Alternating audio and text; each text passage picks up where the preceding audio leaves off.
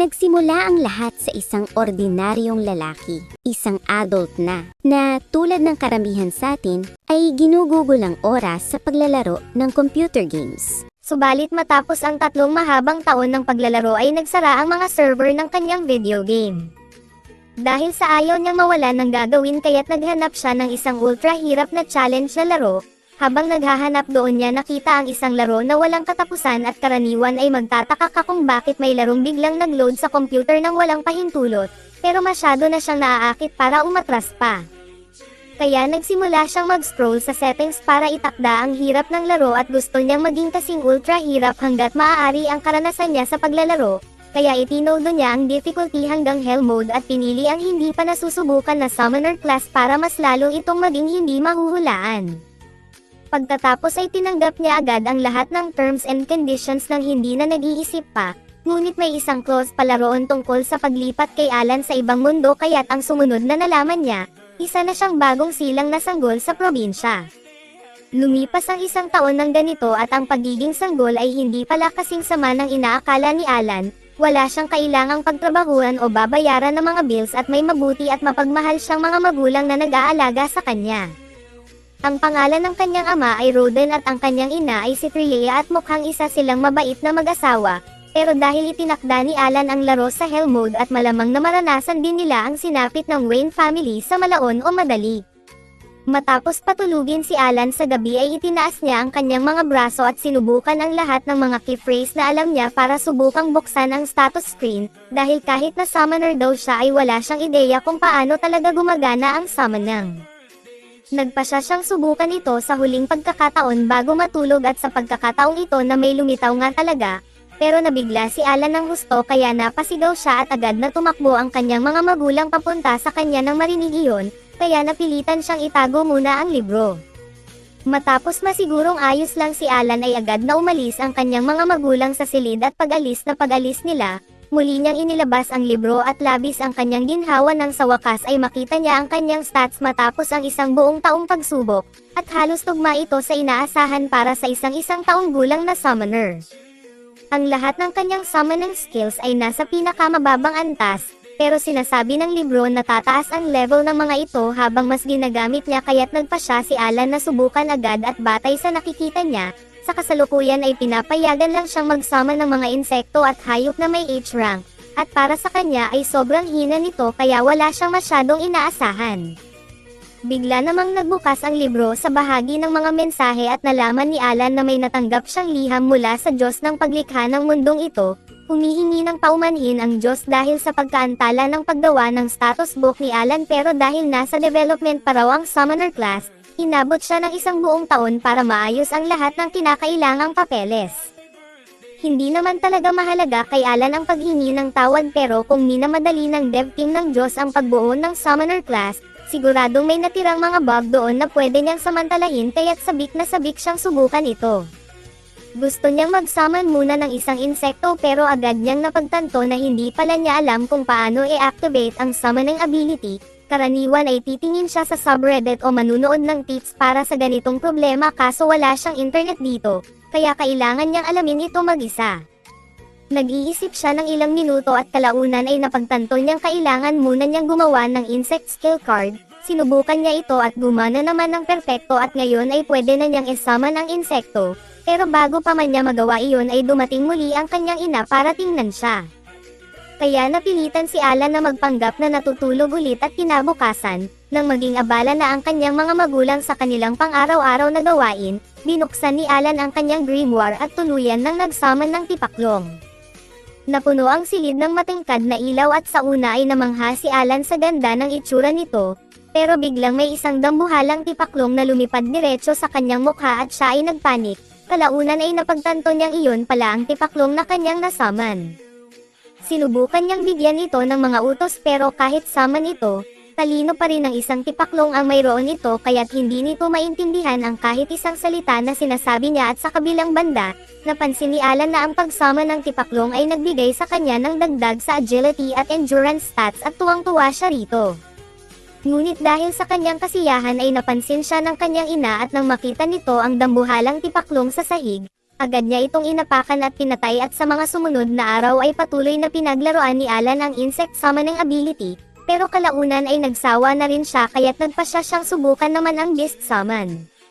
Nagsummon siya ng isang daga at muli na namang lumipad ito diretso sa kanyang mukha dahil sa libro, pero inaasahan na iyon ni Alan kaya hindi na siya masyadong nabigla at may sarili ring mga buff ang daga, pero medyo bobo pa rin ito kaya hindi rin niya talaga makausap. Gayunpaman isa sa mga kakayahan nito ay tinatawag na scurry at tuwing inuutusan ni Alan ang daga na gamitin ito ay agad nitong ginagawa iyon ng walang palya at gayunpaman, ang kakayahan ng daga na ito ay talagang walang silbi kaya't napagtanto ni Alan na kailangan niyang i-level up ang kanyang mga kakayahan para makapag-summon ng mas malalakas na nilalang.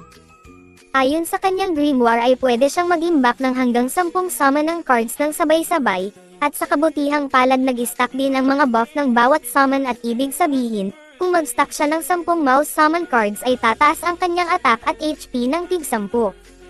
Dahil dito ay mas malakas na siya kaysa sa isang normal na sanggol, pero kailangan pa rin niyang i-level up ang kanyang mga skill kung gusto niyang maging tunay na overpowered at karaniwan. Hindi ito magiging mahirap pero tandaan na pinili ni Alan ang hell mode dahil akala niya ay magiging masaya ang hirap nito.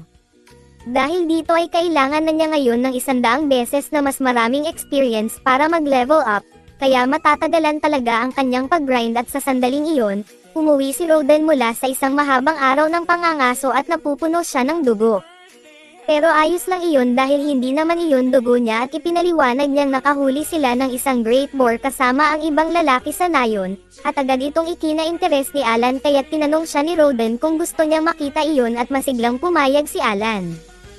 Binuhat siya ni Rodan at inilagay sa kanyang balikat saka sila nagtungo sa lugar kung saan napatay ang hayop. Ito ang unang pagkakataon ni Alan na makita talaga ang mundo sa labas, kaya nasisiyahan siya sa lahat ng bagong tanawin. Ngunit mas matagal pala ang biyahe kaysa sa inaasahan niya kaya't nakatulog siya sa mga bisig ni Rodan. Pagdating nila sa lugar ay ginigising siya ni Rodan para ipakita ang Great Boar at nabigla si Alan dahil sobrang laki ng hayop, at hindi pa nga niya alam kung paano nagawang patayin iyon ni Rodan. Makalipas ang ilang sandali ay napansin ng mga taga-nayo na bumalik na si Rodan, kaya nagsimula silang magsigawan at magdiwang dahil siya ang MVP ng araw at tinanong ni Alan kung talagang ganoon kalakas ang isang Great Boar. Ipinaliwanag ni Gerton na isa itong C-rank na halimaw at karaniwang kailangan ng hindi bababa sa 20 lalaki para mapabagsak ang isa, kaya talagang matitibay ang mga ito at napakahalaga ng impormasyong ito para kay Alan, dahil nagbigay ito sa kanya ng malinaw na batayan sa agwat ng lakas ng bawat rank. Ngunit bago pa man niya maisip ang pagsama ng mataas na ranggong halimaw, kailangan muna niyang mag-grind ng XP para mag-level up at matapos ang 10 buwan ng matinding pag-grind, sa wakas ay umabot si Alan sa level 2 summoner. Kasama ng pag-level up ang magagandang benepisyo tulad ng pangkalahatang pagtaas ng kanyang stats, pati na rin ang kakayahang mag-summon ng mga G-rank na nilalang at pagsamahin ang mga ito subalit nangangailangan ito ng napakaraming MP. Kaya dali-daling tinapos ni Alan ang kanyang hapunan para makabawi ng mana at bumalik sa kanyang silid para subukan ito at sa kasamaang palad, nang buksan niya ang kanyang grimoire, sinabi nito na wala pa rin siyang sapat na mana para pagsamahin ang kahit anong summon dahil masyado pang mababa ang kanyang max MP. Kaya mukhang kailangan pa niyang mag-grind ng mas matagal bago siya makakasubok ng bago. Pagsapit ng 3 taong gulang si Alan sa wakas ay napataas na niya ang kanyang MP stats ng sapat para magamit ang kanyang level 2 skill. Sa pamamagitan ng fusion section ay nakalikha siya ng isang G-rank na ibon na pinangalanan niyang Chappy. Ang pangunahing kakayahan ni Chappy ay voice mimic at kaya nitong kopyahin ng perpekto ang anumang boses, kaya't perpekto ito para manggulo o ililigaw ang mga kalaban. Nakapag-summon din si Alan ng isang palaka at isang null at ang tanging kakayahan ng palaka ay ang tumalon-talon habang kumikislap bilang panggulo, pero ang null ay mas aktibo at kayang maghukay ng napakalaking butas sa loob lamang ng ilang segundo. Mas kapaki-pakinabang ang mga kakayahan ng G-rank na mga halimaw kumpara sa H-rank, kaya nagsisimula ng mag-enjoy si Alan sa karanasan ng paglalaro sa mundong ito, gayunpaman ay matagal pa rin bago siya maging sapat na malakas para makipaglaban ng seryoso. Pagdating sa laban ay dumating ang anak ni Gerton na si Karina para hanapin si Alan dahil gusto nitong makipaglaro sa kanya. Para kay Karina ang ibig sabihin ng paglalaro ay ang hahamunin siya sa isang duel, Karaniwan ay hindi ito magiging problema pero masyado siyang malakas para makasabay si Alan at ginamit na ni Alan ang lahat ng kanyang summon buffs para magkaroon ng kahit kaunting tsansa, pero wala pa rin siyang laban sa kanya. Pagsapit ng gabi ay umuwi sina Alan at Karina at mukhang habang si Alan ay abala sa pag-grind ng XP sa nakalipas na taon, naging abala rin sina Roden at Deasia dahil buntis na naman ito at dahil hindi na masyadong makakagawa ng mabibigat na gawain ang kanyang ina, nagboluntaryo si Alan na tumulong sa ani para gumagaan ang trabaho ni Roden. Sigurado siyang kaya niya ito dahil sa lahat ng buffs niya na halos kasing lakas at kasing tatag na ng isang adult ang kanyang katawan, ngunit hindi inakala ni Deasia at Roden na makatarungan na pagtrabahuhin ang kanilang anak, kaya sinabi nilang manatili na lang siya sa mga simpleng gawaing bahay at sa paglalaro kasama si Karina. Pinaalalahanan siya ni Roden na balang araw ay maging adult rin siya at kakailanganin na magtrabaho, kaya dapat niyang sulitin ang kanyang pagkabata habang hindi pa niya kailangang magtrabaho. Medyo nadismaya si Alan sa pagtanggi sa kanya noong una. Pero naalala niya na napakahirap at nakakapagod ang trabaho sa bukid, at walang ama ang gugustuhin ipagawa ang ganitong trabaho sa isang 3 taong gulang kaya't pumayag na rin siya na palampasin ito at masaya si Roden na naunawaan ito ni Alan.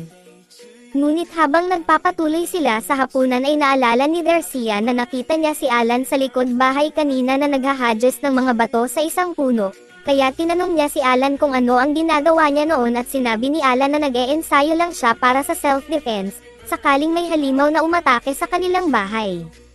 Ngunit sa totoo lang ay sinusubukan niyang alamin kung maaari siyang matuto ng ibang skills bukod sa summoning sa pamamagitan ng paulit-ulit na paggawa ng isang aksyon, pero wala siyang masyadong naging resulta at humanga si Roden sa sipag ni Alan at sinabi niyang sabik na siyang makita ang appraisal ceremony nito.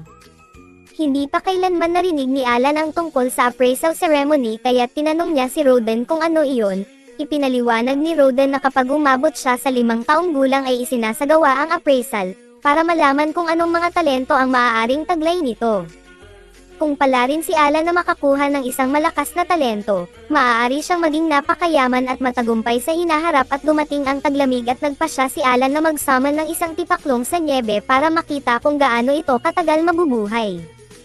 Tumagal ito ng isang buong araw kaya't nasiyahan siya sa resulta, ngunit mabilis ding nawala ang kanyang kasiyahan nang lumabas si Karina at muling hamanin siya na makipaglaban, gaya ng inaasahan ay muli na namang natalo si Alan ng walang laban. Ngunit habang abala siya sa duel nila ni Karina na tuluyan niyang nakalimutan ang tipaklong na kanyang nasaman, at gumapang ito papunta sa binti ni Darcia kaya't labis itong natakot at napahiga sa lupa, ang bumagsak habang buntis ay isang napakaseryosong bagay. Agad na tumakbo si Roden para tingnan siya at sinabi ni Darcia na ayos lang siya pero malinaw na hindi iyon totoo dahil ang pagkakahulog na iyon ang nagpasimula ng kanyang paglabor, kaya darating na ang sanggol ngayong araw na ito gugustuhin man nila o hindi. Inutusan ni Roden si Karina na tawagin ang kanyang ina para humingi ng tulong at pagdating nito, tinulungan niya si Darcia sa proseso ng panganganak kaya't pagsapit ng umaga, may bagong silang na batang lalaki ang pamilya at lahat ay labis na masaya. Ngunit hindi alam ni Alan kung ano ang dapat niyang maramdaman, hindi pa rin niya alam kung bakit siya na-reincarnate ng isang laro sa mundong ito pero kahit hindi niya inaasahan ang nangyari, wala naman siyang gaanong pinanghahawakan noon sa Japan kaya't hindi siya galit o nagsisisi sa kinahinatnan nito. Dahil dito ay napagpasyahan niyang itoon na lamang ang lahat sa pag-level up at sa pagprotekta sa kanyang bagong pamilya, dahil sila ang pinakamahalaga sa kanya ngayon. Kung gusto mong malaman ang kasunod na mangyayari, panoorin ang mga video na lumalabas sa inyong mga screen at mag-subscribe upang hindi ninyo makaligtaan ang susunod na bahagi.